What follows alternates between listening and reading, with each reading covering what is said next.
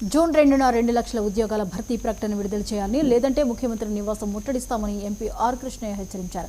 రాష్ట్రంలో వివిధ శాఖల్లో వేల సంఖ్యలో ఖాళీలు ఉన్నప్పటికీ ప్రభుత్వం భర్తీ చేయడం లేదని విమర్శించారు. ఎన్నికల హామీ మేరకు వెంటనే నోటిఫికేషన్ విడుదల చేయాలని, లేకపోతే నిరుద్యోగులతో కలిసి ఆందోళనలు ఉధృతం చేస్తామని స్పష్టం చేశారు.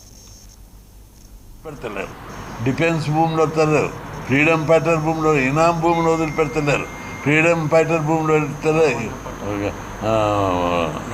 లావణి పట్టాలు వదులుతలేరు, అదేవిధంగా కంటోన్మెంట్ భూములు వదులుతలేరు, రైల్వే భూములు వదులుతలేరు, భూదాన్ భూములు వదులుతలేరు.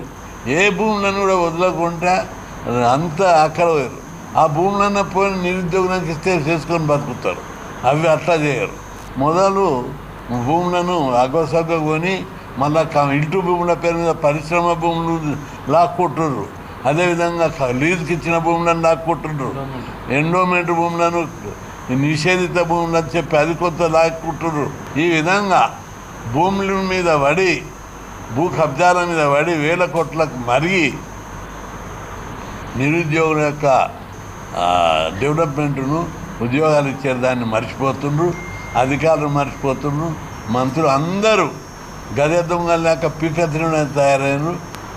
రాష్ట్రంలో వివిధ శాఖలలో ఖాళీగా ఉన్న 2 లక్షల ఉద్యోగాలు వెంటనే భర్తీ చేయాలనేది, ఎందుకంటే పార్టీ మేనిఫెస్టోలో పెట్టినటువంటి రీతిగా ఇచ్చినటువంటి మాటల పద్ధతి ప్రకారంగా వెంటనే 2 లక్షల ఉద్యోగాలు ప్రకటించాలనేది మొదటి డిమాండ్. ఇక రెండవ డిమాండ్ వస్తే, ఇలా ఎస్ఐ కానిస్టేబుల్ 18,000 పోస్టులు ఖాళీగా ఉన్నాయి. అదేవిధంగా డిఎస్సి వివిధ పాఠశాలల్లో 30,000 పోస్టులు ఖాళీగా ఉన్నాయి.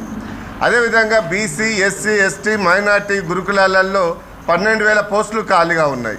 ఈ విధంగా చెప్పుకుంటూ పోతే ఇప్పుడు 9 నెలలు గడుస్తున్న మరి 33 రాష్ట్రాలు జిల్లాలు ఏర్పాటు చేసిన తర్వాత ఎక్కడ చూసినా, ఏ శాఖలలో చూసినా ఖాళీ కుర్చీలు కనిపిస్తున్నాయి.